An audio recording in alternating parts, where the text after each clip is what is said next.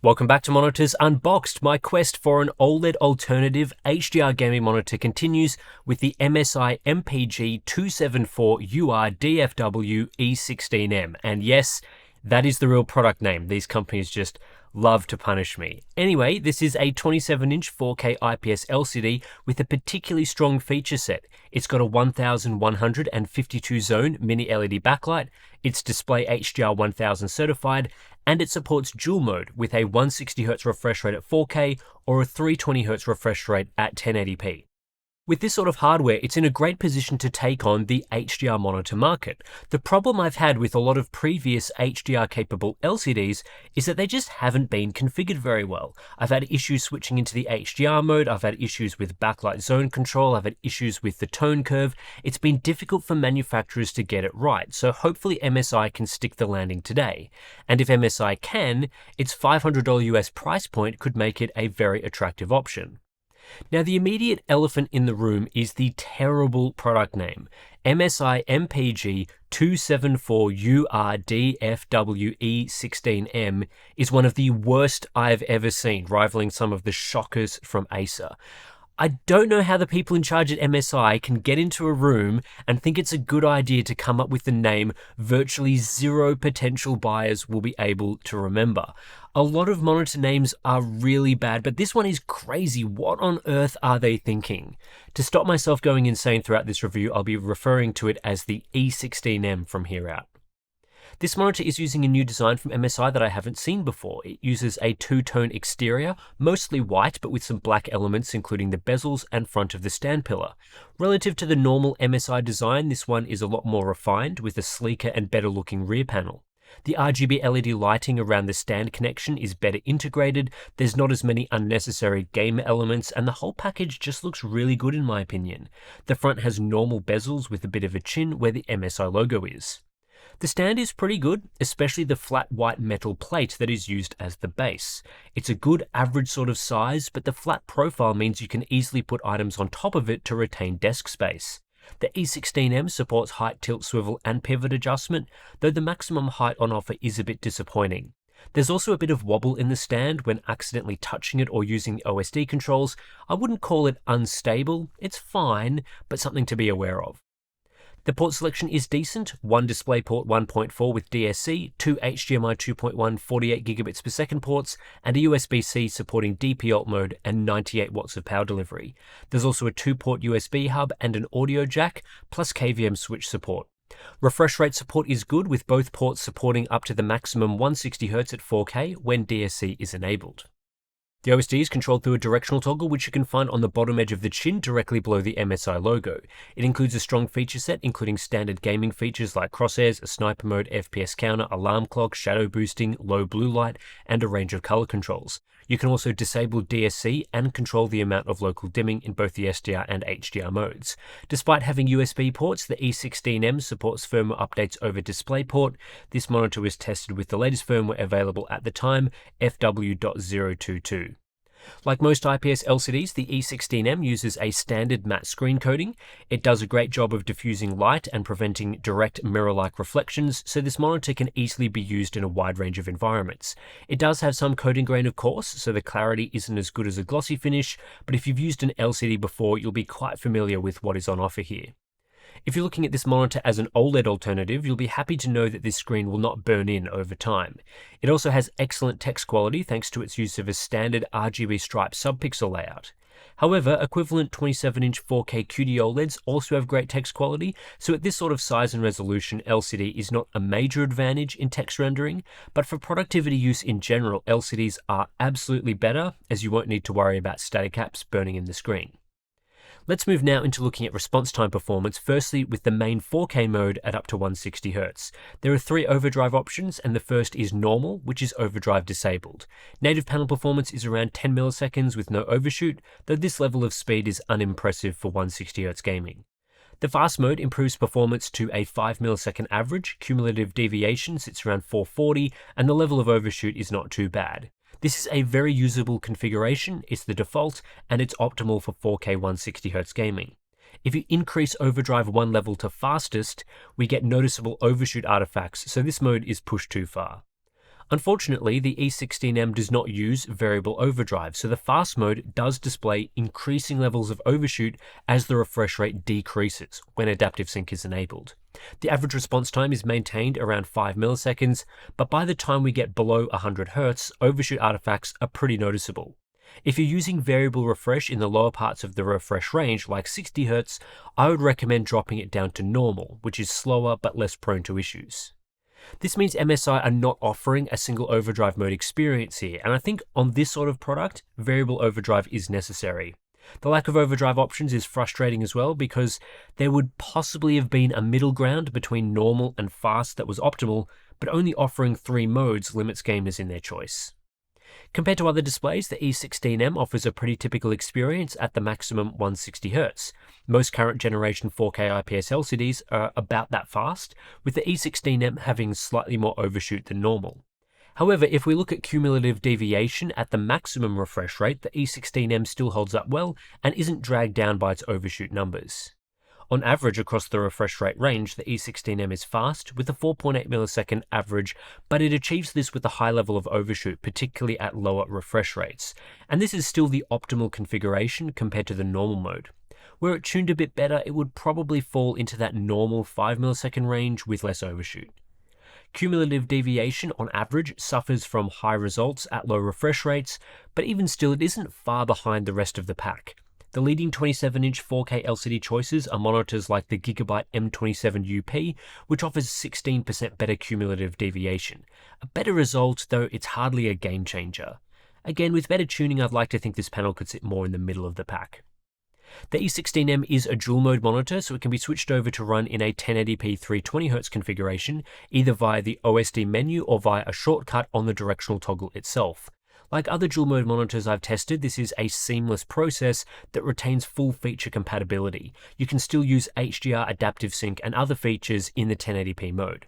The switching process takes about 5 seconds and appears to your PC as a different display, so games that default to the maximum refresh rate will not force the display into the 1080p mode when you don't want it. All setting choices are retained across the 2 modes, so if you change the brightness or response time settings in the 4K mode, they will also change in the 1080p mode. This is handy for color correction, but not as ideal for response time settings, where a different mode is optimal at 320 Hz compared to at 160 Hz. It would have been nice to have the option to decouple the settings. Image quality at 1080p is decent, though blurrier than at 4K because we're using a non-native resolution.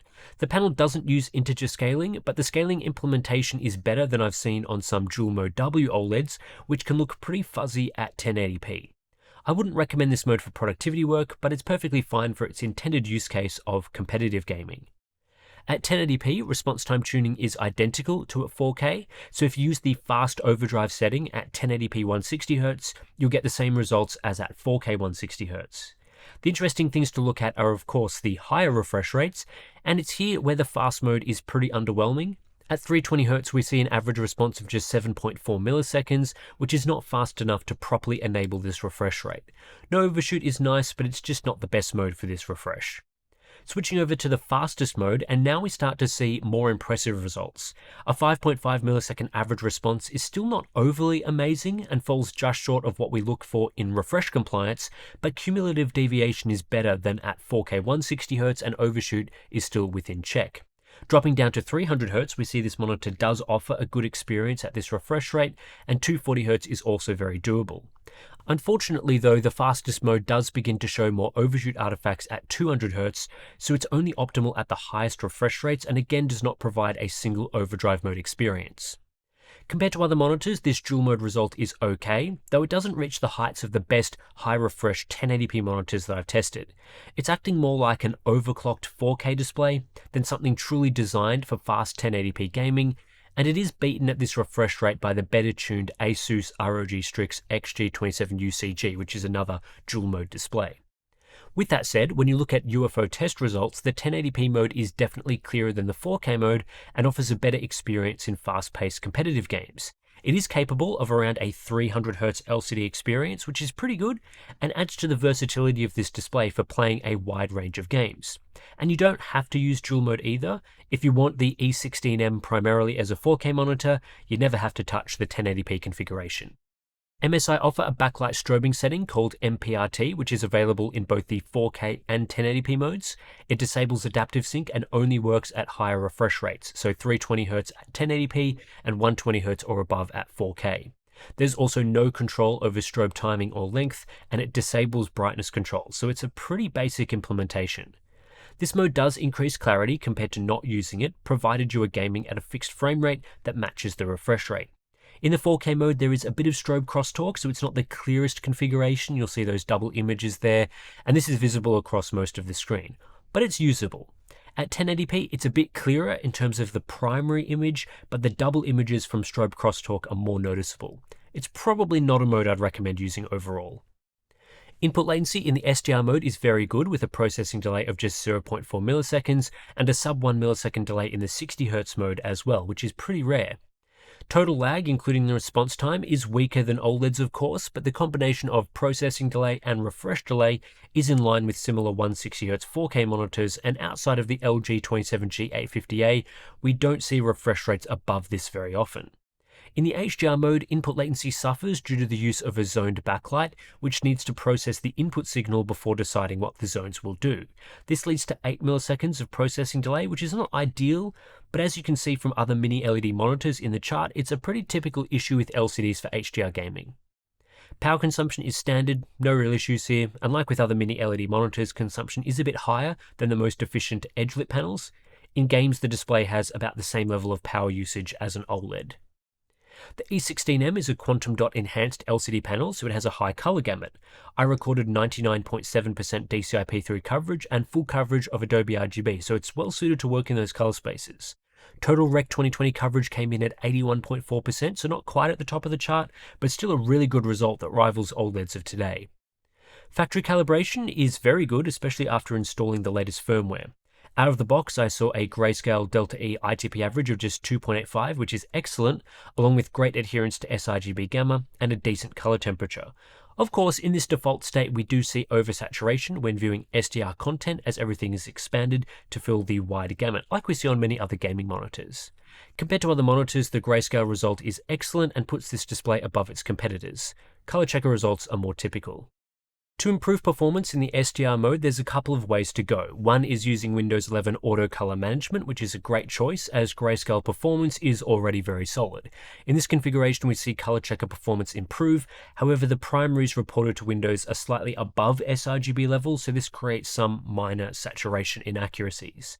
The other option is the sRGB mode, which does lock settings such as white balance. For some reason, this mode has worse white balance than the default configuration, which does hurt grayscale results, although color checker is somewhat more accurate than using auto color management. Neither of these configurations is full factory calibrated to my standards, but the sRGB mode gets closer. Compared to other monitors, the sRGB mode results are average or even a little below average. I wouldn't say there's anything drastically wrong here. It looks pretty good, but the best displays do more to deliver strong factory calibration. Calibration can be improved through a full software ICC profile, which I created using CalMan. The results here are very good thanks to a wide color gamut and decent factory gamma performance, so this is a great candidate for calibration like this. Maximum SDR brightness is good at 446 nits, though not especially high, given the mini LED backlight can get much brighter than this in the HDR mode. Still, it's a better result than most OLEDs, and is in the typical range of other IPS LCDs. Minimum brightness of 41 nits is solid. The E16M has a typical native contrast ratio for an IPS LCD of 1063:1, so nothing special is being done in the LCD layer to improve contrast, no IPS black or anything like that. This is an underwhelming result compared to other display types, especially VA LCDs and OLEDs, and it does matter given local dimming is disabled by default in the SDR mode, and generally you don't want to use dimming in desktop apps due to haloing. This number does improve in HDR content though, which we'll explore shortly. Viewing angles are a typical IPS LCD experience, which is to say they are good, and you won't have issues with gamma or saturation shifted off angles, something that can be a problem on VA LCDs with mini LED backlights. Uniformity is also pretty good. For this testing, I enabled the brightness uniformity setting in the OSD, and this led to a pretty consistent viewing experience. A few small color differences across the panel, but nothing concerning. Mini LED LCD with full array local dimming is a good technology for HDR, as it has the capacity to enhance contrast and brightness above what a typical SDR LCD is capable of. It's not as immediately well suited for HDR as OLED, as zoned LCDs require more extensive tuning, but if the hardware capabilities and firmware tuning come together nicely, these mini LED panels can produce outstanding HDR. The level of contrast and control that a mini LED panel can achieve is tightly linked to its native contrast ratio and amount of dimming zones. In the case of the E16M, we're looking at a 1152 zone backlight, meaning each zone is responsible for about 7,200 pixels, so that's a decent number of zones. But the native contrast of the panel is just 1060 to 1, meaning each of these zones needs to do more work, as in adjusting its backlight level, to achieve high contrast. Typically for an IPS LCD we need more backlight zones to compensate for its low native contrast relative to a VA LCD, a technology with a higher native contrast. The combination of both elements, contrast and zones, is somewhere around the average mark here. In most situations, the E16M is capable of great control, utilizing its backlight zones to show bright highlights and dark shadows on screen at the same time. The zones are small enough that relatively tight control is available around most elements, so blooming isn't often a concern. It's also rare to see large sections of the screen displaying elevated blacks, like you get with edge-lit dim panels, and across most content this screen looks great and is capable of a high contrast ratio. However, there are the usual pain points for zoned LCD relative to OLED, particularly with small bright elements. Zoned LCDs usually handle this in one of two ways. Either the small element is shown at full brightness, with blooming around that element, or the small element is dimmed to minimize blooming. With the E16M, you actually have a choice between those two configurations through the halo dimming setting. By default, it's set to 100, the maximum, which reduces highlight brightness for small elements to minimize haloing. If you turn the setting all the way down, this increases highlight brightness, but also increases haloing and can raise blacks in some situations, like the night sky or dimly lit scenes. You can, of course, mess around with this setting and choose a level that you like somewhere in the middle, but it's a compromise you need to make on a zoned LCD that you don't need to make with an OLED, as they have greater control and can show high contrast scenes more accurately. For gaming specifically, MSI's local dimming implementation is fast and highly responsive to on-screen changes, so you don't often see the backlight visibly adjusting its level over time. The default halo dimming configuration is also conservative in how it activates zones. When backlight zones are constantly activating and deactivating to blast brightness for small elements, this can create zone flicker while gaming, as small bright objects dart across the screen and start activating all the zones. The E16M by default tries to minimize blooming, so zone flicker is also eliminated in a lot of scenarios. If you turn down the halo dimming setting though, flicker becomes more obvious, so I would recommend just sticking to the default level of 100. The main benefit to getting an LCD is brightness in brighter scenes. Compared to an OLED, most mini LED LCDs are significantly brighter, especially for higher APL, so brighter scenes. Panel dimming and automatic brightness limiters are much less aggressive on an LCD, so the difference between full screen brightness and small window brightness is smaller. If you want the punch of extreme brightness and prefer this aspect of HDR instead of, say, perfect contrast control, then LCDs are easily the better choice. MSI offer a few different HDR configurations, but the best choice is just to leave everything on default, which is display HDR set to 1000 nits, local dimming set to level 3, and halo dimming set to 100. Turning down the display HDR mode to 400 nits approximately halves the peak brightness and decreases accuracy, while changing the local dimming setting significantly reduces the amount of dimming and raises blacks. The best looking, highest contrast experience is on default settings. EOTF tracking is pretty good, though I would stop short of calling it outstanding. At a 2% window and a constant APL of 18, which tests small elements in dark scenes, tracking is very good with the exception of the deepest blacks. This is a tricky test for zone dimming. The black level doesn't quite go to 0, but it still reaches a low level with peaks above 900 nits. 10% tracking is also very solid, blacks get even deeper in this sort of situation, and peak brightness is very high. We can get black levels down to 0 with a constant APL of 0, and it is possible in some real-world content as well, so the zone backlight uses its full range of capabilities. You might have spotted some white balance oddities though, and this is a bit of a problem, with some situations having elevated blue levels at high brightness, though this isn't always the case. Testing at 10% APL 50, which tests brighter scenes, I also saw a little bit of raised brightness across the board, so in these situations where the scene is supposed to be quite bright, the E16M is even brighter. I saw acceptable color performance across the board with the right level of saturation. In synthetic brightness tests, the E16M performs okay in sustained full screen brightness, reaching 743 nits. However, at peak, it reaches over 1300 nits. This is because, unlike some of the other LCDs, the E16M does dim brightness after a few seconds when the overall screen is quite bright, so a test window size is like 50% or higher. But then in something like 10% window brightness, we see 1342 nits, which is very high and easily beats most OLEDs, QD OLEDs in particular. At 2%, the E16M falls back to the pack and is only capable of 805 nits when halo dimming is set to 100, as the screen is attempting to reduce blooming and flickering around small objects. In real scene brightness, the E16M performs pretty well, though there is some brightness elevation in high APL content. This panel is extremely bright in high APL scenes, pushing over 1600 nits in one of the tests and often exceeding 800 nits. The trade-off is that small elements in lower APL scenes don't always get the brightest, and this is where OLED can have an edge. In video scene 1 and 2, for example, I recorded around 650 nits peak, whereas OLED is often above 800 nits in these tests. The AOC Q27G40XMN has better brightness characteristics among mini LED LCDs and benefits from the use of a VA LCD panel. For contrast, the E16M doesn't have the highest best case results, just shy of 100,000 to 1 in local contrast. This is much better than edge-lit LCDs, but not as strong as the best LCDs like the AOC G40XMN, which has the same zone count but uses VA LCD tech. In our close local contrast test, again, not a bad result of 3,723 to 1, which is similar to other IPS LCDs of a similar zone count, but it's blown away by VA LCDs, which have a 4 times higher native contrast ratio that really assists with this sort of test. Checkerboard contrast is again pretty much the same as what we've seen so far. The use of local dimming does increase the contrast in these typical tests by around 4 times compared to native levels, but IPS LCDs have low native contrast, so this increase is applied from a lower baseline. Turning down the halo dimming setting reduces this contrast further. In terms of HDR accuracy, the E16M is pretty good in dark scene grayscale, though not as impressive in bright scenes. Color match performance is pretty average as well, though it avoids the poor section at the bottom of the chart. Lastly, color volume is very good thanks to a combination of high brightness and a wide color gamut, and this applies across most content APL.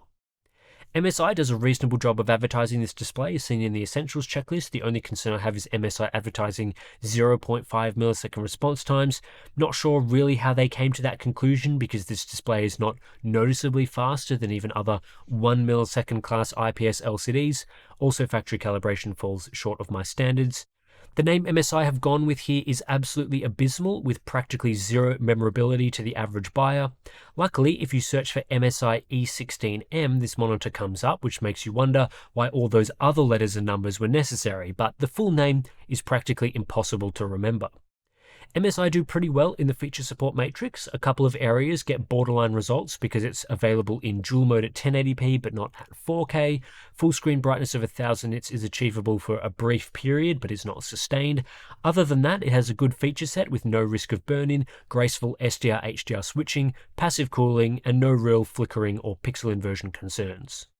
Despite its shocking name, the MSI MPG 274URDFW E16M is the first 27-inch 4K HDR-capable LCD gaming monitor in many years that is reasonably easy to recommend. The previous wave of these monitors from other brands like Acer had too many firmware issues to recommend, but this new MSI monitor delivers a much more pleasant gaming experience, thanks in part to a newer IPS LCD panel with more zones.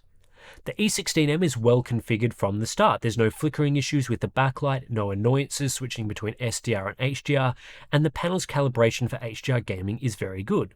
It gets dark enough to show decent shadow detail, bright enough to blast your eyeballs with highlights, and the backlight zones are controlled to minimize blooming and maximize speed. It's difficult to balance everything with a mini LED LCD, and I think MSI have done a pretty good job here.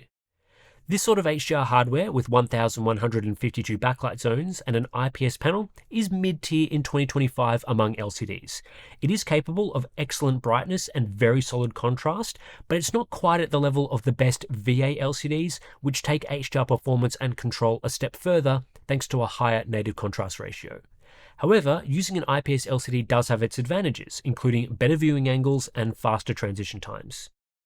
Speaking of transition times, the E16M is a decently fast monitor, but MSI's optimization is probably the weakest part of the package. At 160Hz it offers a typical IPS LCD level of speed similar to other modern monitors, but it doesn't offer a single overdrive mode experience for variable refresh rate gaming, as it doesn't have variable overdrive. Dual mode is a nice addition because it does increase clarity in fast-paced games. The 1080p 320Hz configuration is a step above 4K 160Hz, so it's worth using. But we're not getting the best refresh compliance at 320Hz, and the optimal overdrive setting to use at 1080p is different to at 4K, necessitating overdrive setting changes, which again makes it not really a single overdrive mode experience. That's not to say the motion experience is bad though, because in a lot of situations it will look very similar to competing 27-inch 4K IPS LCDs, and I do think the 320Hz mode adds to this product's versatility. The SDR mode has average mid-table calibration, and without local dimming the contrast ratio is mediocre, but as a 4K LCD this screen is really well suited to productivity tasks. No burn-in concern, great text quality and good uniformity. MSI have made quite a balanced product that's good for multiple use cases, whether that's 4K HDR gaming, multiplayer gaming at 320Hz, or productivity work, so it could be a great option in a multi-use single display setup. The E16M is rolling out globally right now and is already available in Australia for $800 locally. It should be available late this year in the United States for around $500 US pending tariffs, which aligns with the AU price. That sort of price seems fine for an HDR-capable LCD, especially when compared to some of the similar options I've been underwhelmed with in the past. There's a couple of things to consider at this price point. If you want a 27-inch 4K screen for HDR gaming, the best choice is an OLED, but they're much more expensive, costing around $800 to $900 US. It's at least a 38% saving to opt for this LCD instead, which seems fair to me and opens this up as a good mid-range option. If you don't want a mini LED backlight and don't really care about HDR gaming, you should probably just opt to get a Gigabyte M27 UP instead, which is set to cost $300 US, though it's still unavailable in the US as of today. In Australia, they're $500, so the M27 UP is 38% cheaper than the E16M for an SDR-only product. This puts the E16M into a sensible middle ground position between the cheapest SDR LCDs and premium OLED options. At the same sort of price, you could opt to get a 1440p OLED monitor instead, which is probably going to be the toughest decision, especially if you primarily use your monitor for gaming. There's a lot of great OLEDs around this price point today, but if you're looking at more of a mixed use case with significant productivity use in mind, the E16M is a great choice here and is finally a product I can actually recommend without major caveats. So anyway, that's it for this review. If you do want to support Monitors Unboxed and the independent testing that we do, the best way to do that is via signing up to our Patreon page. Links to that is in the description below. If you sign up, you get access to some pretty cool benefits. Discord community, great place to chat about monitors. ICC profiles, calibrated settings, all that sort of stuff is available for Patreon members as well. And if you did find this review useful, if you are going to ultimately purchase a monitor based on the recommendations in our reviews, we do have links down below in the description for that. So yeah, thanks for watching, and I'll catch you in the next one.